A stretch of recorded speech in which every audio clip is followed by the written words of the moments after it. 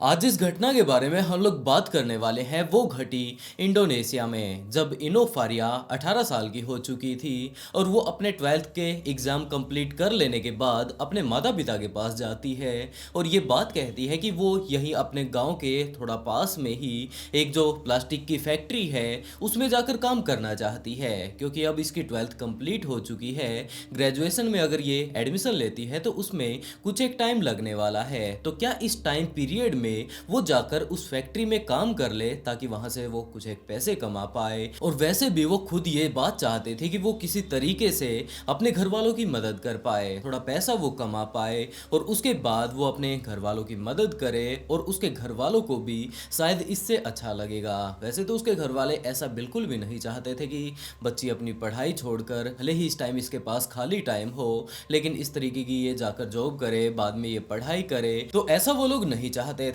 लेकिन इनोफारिया जब अपने माता पिता के सामने रिक्वेस्ट करती है कि वो कुछ एक दिनों तक काम करना चाहती है, तो वो भी इस चीज के लिए मान जाते हैं और वो सीधा का सीधा उस प्लास्टिक फैक्ट्री में जा पहुंचती है। वहां पर जाकर वो वहां पर इंटरव्यू वगैरह जो कुछ भी उसे देना था वहां पर दे देती है और उसके बाद अगले दिन से ही वो वहां पर काम पर जाने लगती है। और वहां पर जाने के बाद उस फैक्ट्री में जब वो लगभग हफ्ते 10 दिन तक काम करती है तो उसे पता चलता है कि फैक्ट्री की तरफ से यहाँ पर पीजी भी अवेलेबल है, कि अगर कोई व्यक्ति दूर से आता है, उसे आने जाने में काफी ज्यादा टाइम लगता है, तो वो यहाँ पर फैक्ट्री के पीजी में रह सकता है। और उसके बाद अगर वो बंदा अगर ओवर टाइम भी करना चाहे तो उसे दिक्कत नहीं आने वाली। इन सारे ही चीजों के बारे में देखकर इनोफारिया अपने माता पिता को बिल्कुल ऐसा ही बोलती है जाकर कि मैं वहीं पर उसी पीजी में रहना चाहती हूँ, क्योंकि ज़्यादा से ज़्यादा टाइम अगर वो फैक्ट्री में काम करती है तो उसे और ज़्यादा इनकम होगी और इसके लिए उसके माता पिता भी मान जाते हैं। वैसे इसका घर इसकी फैक्ट्री से ज़्यादा दूर नहीं था और यही कारण था कि वो हफ्ते 10 दिन में कभी कभार अपने घर वालों के पास भी आती रहा करती थी और बीच बीच में जब भी उसका मन करता तब भी वो घर पर आ जाया करती थी। बिल्कुल इसी तरीके से काफ़ी अच्छे से उसका टाइम बीत रहा था। अब वो ग्रेजुएशन में भी जाने के लिए तैयार हो चुकी थी, उसने एडमिशन वगैरह अपना ले लिया था, लेकिन उसके बाद भी वो ज़्यादातर टाइम अपना इसी पीजी में बिताया करती थी और बिल्कुल इसी तरीके से काफ़ी अच्छी वो इनकम यहाँ से जनरेट कर रही थी, खुद का वो खर्चा निकाल लिया करती थी। उसके बाद भी जब उसके पास पैसे बच जाते तो वो अपने घर वालों की भी पूरी मदद किया करती थी। बिल्कुल इसी तरीके से सारी की सारी चीज़ें चल रही थी। वो अपने फैक्ट्री में काम करती, उसके बाद लंच टाइम में वो अपने पीजी में आकर खाना वगैरह खाती और उसके बाद दोबारा से जाकर अपनी फैक्ट्री में काम करने लग जाती। और इसी टाइम वो जब अपनी फैक्ट्री में आती, दूसरी तरफ पीजी में आती, क्योंकि ये थोड़ी दूरी पर बनाए गए थे तो बीच में ही उसे सड़क पार करनी हुआ करती थी। और दूसरी तरफ एक 12th क्लास का स्टूडेंट आर्य भी इस टाइम अपने घर पर जाया करता था। इन दोनों की ही छुट्टी एक ही टाइम पर हुआ करती थी और अक्सर ये घटना घटा करती थी कि वो दोनों ही एक दूसरे के पास से गुजरा करते थे। हर रोज वो एक दूसरे को देखते और उसके बाद एक समय ऐसा भी आया जब आर्य ने इनोफारिया को प्रपोज कर दिया। इनोफारिया भी उसके प्रपोजल को एक्सेप्ट कर लेती है और अक्सर अब वो लोग जब इसी तरीके से वो अपने घर पर जाया करता था, वो अपने पीजी में जाया करती थी, आपस में ये लोग बातें करने लगते हैं। लेकिन इस घटना को बीते हुए अभी ज़्यादा टाइम नहीं हुआ था कि एक दिन इनोफारिया ने आर्य से ये बात कही कि हम दोनों के बीच अब जो ये रिलेशनशिप स्टार्ट हुआ था इसे हम लोगों को यहीं पर रोकना होगा। आर्य इस चीज़ को लेकर कंफ्यूज हो गया कि आखिरकार तुम ऐसा क्यों बोल रही हो। तो इनोफारिया ने आर्य को बताया कि उसके माता पिता ने उसकी कहीं पर शादी फिक्स कर दी है और अब वो उसी के साथ शादी करने वाली है, तो रिलेशनशिप का तो कोई मतलब ही नहीं और टाइम रहते हम दोनों को अलग हो जाना चाहिए। आर्य इस चीज को लेकर बहुत ज्यादा निराश हो जाता है कि यार थोड़े दिन पहले ही तो हम लोगों के बीच मुलाकात हुई थी, प्यार हम लोग करने लगे थे, लेकिन अचानक से अब ये क्या हो गया। तो वो इस बात को लेकर बहुत ज्यादा परेशान हो जाता है और अगले दिन जैसे ही इन दोनों की मुलाकात इसी तरीके से होती है कि वो अपने स्कूल से आ रहा था, ये अपने पीजी में जा रही थी, तो बीच में ही ये उसे रोक कर ये बात कहने लगता है कि आखिरकार मुझसे क्या गलती हो गई है जो तुम मुझे इस तरीके से छोड़ने की बातें कर रही हो। तो इनोफारिया ने उसे समझाना शुरू किया कि यार ऐसा कुछ भी नहीं है, सिर्फ और सिर्फ हमारे घर वालों ने मेरी शादी कहीं और तय कर दी है और इस टाइम मैं तुम्हारे साथ कैसे रह सकती हूँ। यही सारी की सारी बातें इनोफारिया आर्य को समझा रही थी। उसके बाद आर्य इस बात को मानने के लिए बिल्कुल भी तैयार नहीं था और उसके बाद इनोफारिया ने ये बात कही कि हम लोग यहाँ पर रोड पर इस तरीके से तो आराम से बातें नहीं कर पाएंगे। तुम ऐसा करना, शाम को हमारे पीजी में आ जाना, वहाँ पर आराम से बैठकर हम लोग बातें करेंगे कि असल में मेरे साथ हुआ क्या था। और अब जो घर वालों ने रिश्ता पक्का कर ही दिया है तो मैं उन्हें जाकर क्या कहूँ। इन सभी चीज़ों के बारे में हम लोग आराम से बैठकर शाम को बातें करने वाले हैं। ये बात बोलकर इनोफारिया अपने पीजी में चली जाती है दोपहर का खाना वगैरह खाने के लिए। और जैसे ही वो फैक्ट्री में जाकर वापस शाम को अपने पीजी में आती है तो इस टाइम मारे उसके पीजी के बाहर ही खड़ा हुआ था। तो इनोफारिया उसे अपने साथ लेकर अपने रूम में जाती है और इनोफारिया के रूम में आकर वहां पर आराम से बैठकर अब वो दोनों बातें करने लगते हैं। अरे सीधा का सीधा सिर्फ एक इसी बात पर अड़ा हुआ था कि तुम मुझे इस तरीके से क्यों छोड़ रही हो, मुझसे क्या गलती हो गई। और दूसरी तरफ इनोफारिया ये बता रही थी कि मेरे घर वालों ने मुझे कुछ भी नहीं बताया, सिर्फ और सिर्फ ये बात मुझे बताई है कि इस लड़के से वो लोग मेरी शादी कर रहे हैं। ये सारी ही बातें इनोफारिया इस टाइम आर्य को बता रही थी। आर्य को कुछ भी समझ नहीं आ रहा था। वो उसे काफी अच्छे से समझाती है कि उसके पिता ने कहीं पर किसी को जबान दी है, उन्होंने शादी फिक्स कर दी है और इस टाइम अगर वो इस बात के लिए इनकार करती है तो उसके पिता की बहुत ज्यादा बेइज्जती होने वाली है और वो ऐसा बिल्कुल भी नहीं चाहती। उसके बाद आर्य भी बहुत ज्यादा निराश हो जाता है। उसके पीजी से वो बाहर आ जाता है और उसके पीजी के बाहर ही बैठकर वो कुछ सोचने लगता है। वहां पर बैठा हुआ था वो पिछले काफी देर से और अपने मन में ही कुछ न कुछ सोचता जा रहा था कि इसी टाइम यहाँ पर दो लोग आ पहुंचते हैं। दरअसल ये दोनों ही लड़के इस पीजी की दूसरी तरफ रहते हैं। एक तरफ तो जेंट्स पीजी यहाँ पर मौजूद था और दूसरी तरफ लेडीज पीजी यहाँ पर बनाया गया था जहाँ पर की इनोफारिया रहा करती थी। तो ये जेंट्स वाले निकल कर बाहर आते हैं। यहाँ पर बीड़ी वगैरह वो लोग इस टाइम पी रहे थे और ये थे 24 साल का रहमत हातानो और 24 साल का ही इमरान हापाराडी। वो दोनों के दोनों उसके पास आकर बातें करने लगते हैं कि हाँ भाई, इस तरह से यहाँ पर कैसे बैठा है, क्या तेरी गर्लफ्रेंड अंदर रहती है। और नॉर्मली वो लोग बातें करने लगते हैं। इस टाइम वो लोग खाना खाकर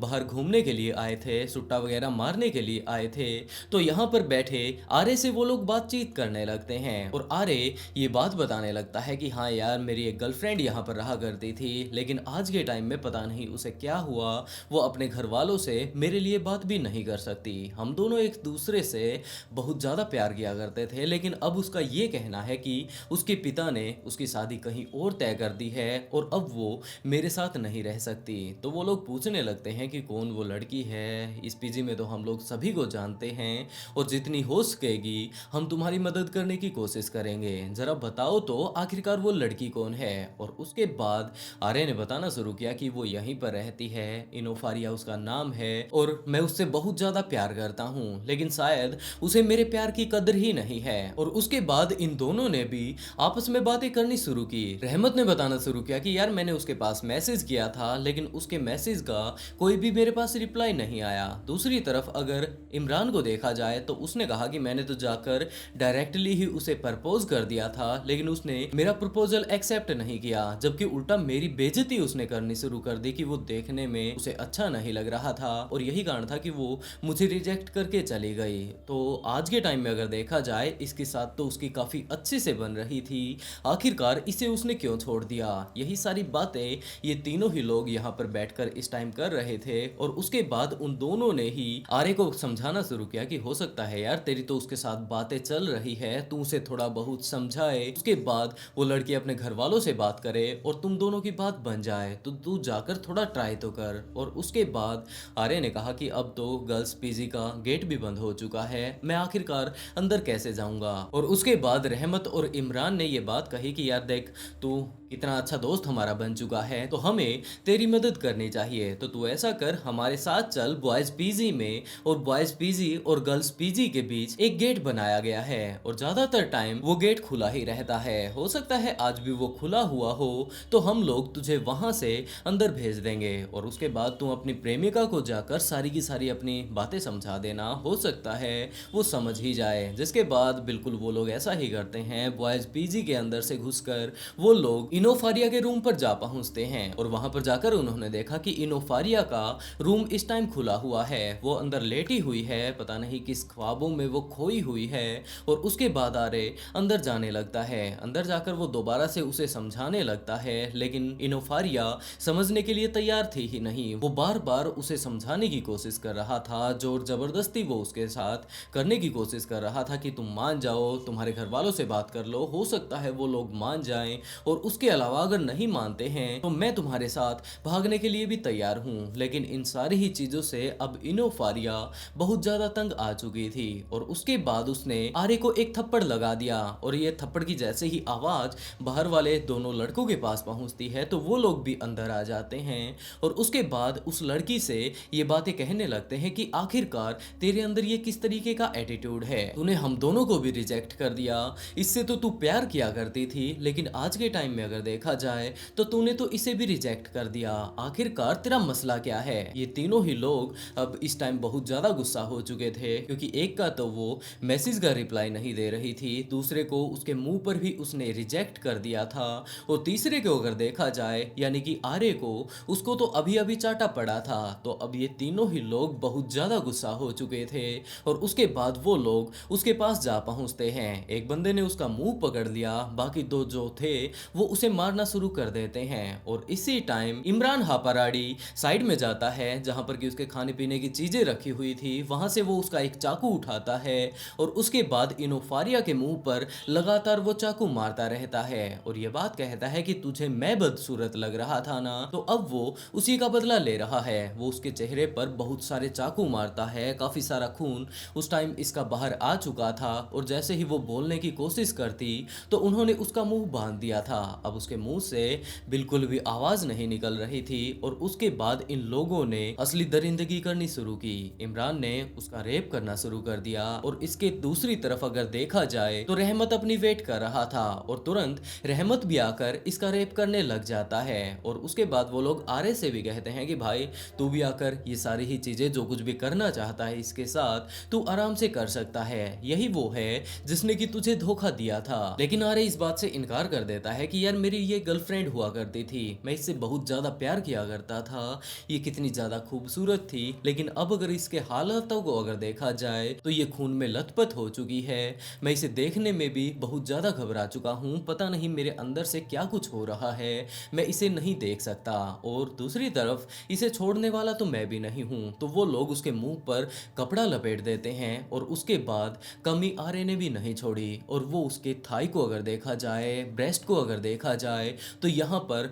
बड़े ही भयंकर तरीके से काटने लगता है और एक तरीके से तो मानो तीन वहशी दरिंदे इसके ऊपर कूद पड़े थे और वो सारी की सारी अपनी फैंटेसी इसके ऊपर उतार रहे थे और उसके बाद ये सारे के सारे टॉर्चर भी वो उसके साथ कर रहे थे। और आर्य जब इसके दोनों ही साथी इसके साथ दरिंदगी कर रहे थे बाहर चला जाता है, वहां पर कुछ एक डंडे वगैरह ढूंढने लगता है ताकि ये और बुरे तरीके से इसे टॉर्चर कर पाए, लेकिन बाहर कोई डंडा वगैरह तो नहीं था, जबकि एक कुदाल कसी जैसी चीज वहां पर पड़ी हुई थी। तो आर्य उसे उठा लाता है और यहाँ पर लाने के बाद उसके साथ उसे पीटने की कोशिश करता है, लेकिन उसके नीचे एक लोहे का पतरा जुड़ा हुआ था जिसके कारण वो लोग अच्छे से उसे नहीं मार पाए। और उसके बाद वो लोग उस कुदाल के डंडे को लेकर उसके प्राइवेट पार्ट में डालने लगते हैं। काफी हद तक वो डंडा उन्होंने उसके प्राइवेट पार्ट में डाल दिया था, लेकिन उसके पेट में जाने के बाद एक समय ऐसा भी आया जब वो डंडा अंदर जाना बंद हो गया तो उन तीनों ही वहशी दरिंदों ने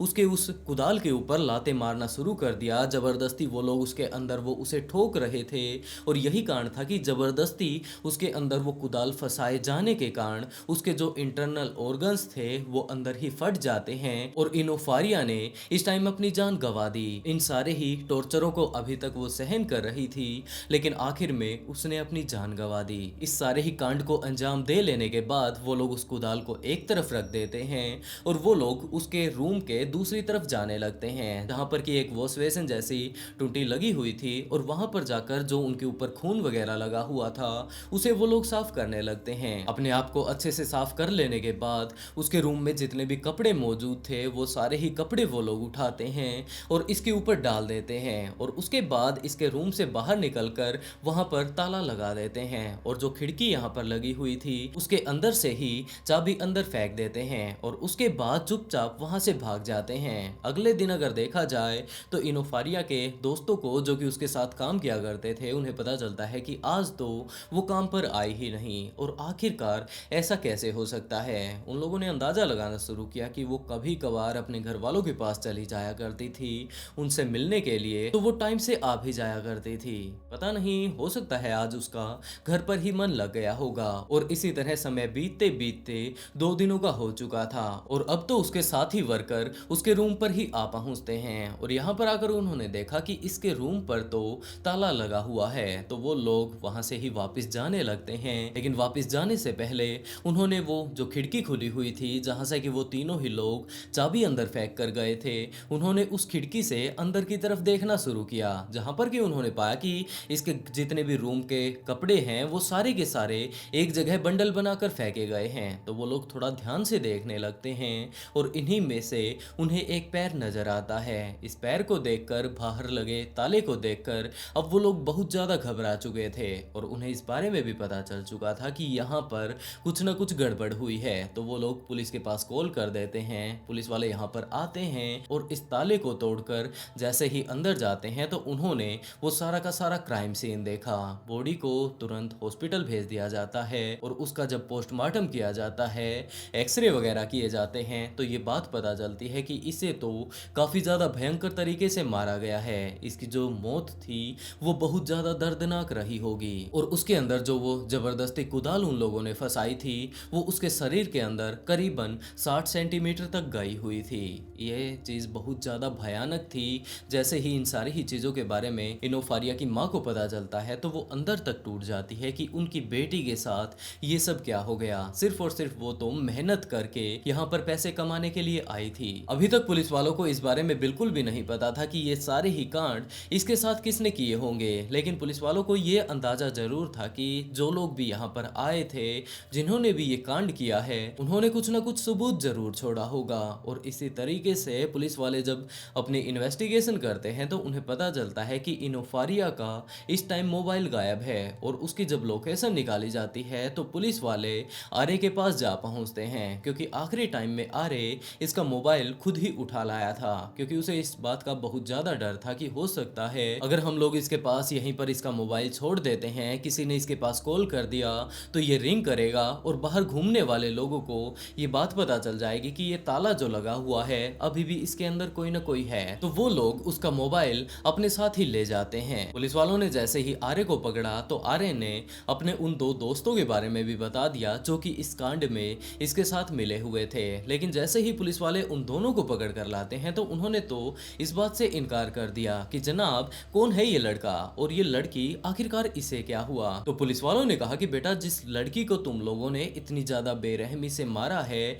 इसके अंदर से डीएनए के तौर पर तुम्हारे सैंपल हमें मिल चुके हैं और अगर तुम लोग चाहो तो हम लोग तुम्हारी भी पूरी की पूरी रिपोर्ट निकाल कर तुम्हें इसके साथ मैच करके दिखा सकते हैं। और ज्यादा होशियार बनने की कोशिश मत करो, बस इतना बताओ कि तुमने इन सारे ही कामों को अंजाम कैसे दिया। और उसके बाद उन तीनों ही लोगों ने इस सारे कांड को दोबारा से पुलिस वालों के सामने दोहरा कर दिखाया कि जनाब कुछ इस तरीके से हम लोगों ने उस लड़की की जान ली थी। आज भी ये वीडियो इंटरनेट पर मौजूद है, लेकिन कम्युनिटी गाइडलाइंस के कारण मैं आप लोगों को यहाँ पर वो वीडियो नहीं दिखा सकता। काफ़ी सारे क्राइम सीन के ऐसे फोटो भी मौजूद हैं, उस एक्सरे का भी फोटो मौजूद है, जिस एक्सरे से ये बात पता चली थी कि ये खुदाल का जो ये लकड़ी वाला हिस्सा है ये कितना ज़्यादा इसके अंदर गया हुआ है। तो वो सारी ही चीज़ें मैं यहाँ पर आप लोगों को यूट्यूब की कम्युनिटी गाइडलाइंस के कारण दिखा तो नहीं सकता, लेकिन अगर आप लोगों को वो एक्चुअल क्राइम सीन देखना है, एक्चुअल क्राइम रिपोर्ट देखनी है, तो आप लोग ये सारी ही चीज़ें मेरे इंस्टाग्राम के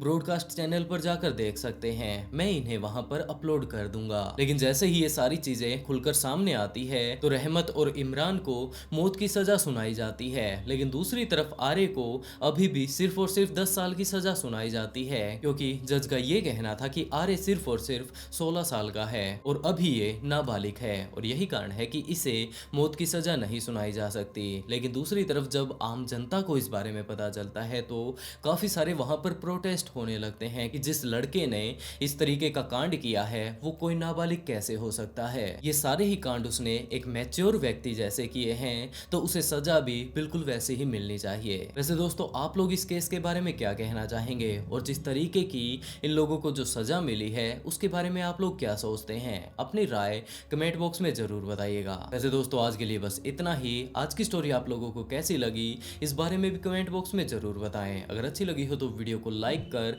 ब्लडी फाइल्स को सब्सक्राइब जरूर कर लें, क्योंकि इसी तरीके के काफी सारे ट्विस्टेड केस मैं यहाँ पर लेकर आता रहता हूँ। और इसी के साथ दोस्तों, आज का शाउट आउट DMR सिद्धि को, and write a beautiful comment to get a shout out in next video. बहुत जल्द मिलते हैं एक और नए ट्विस्टेड केस के साथ।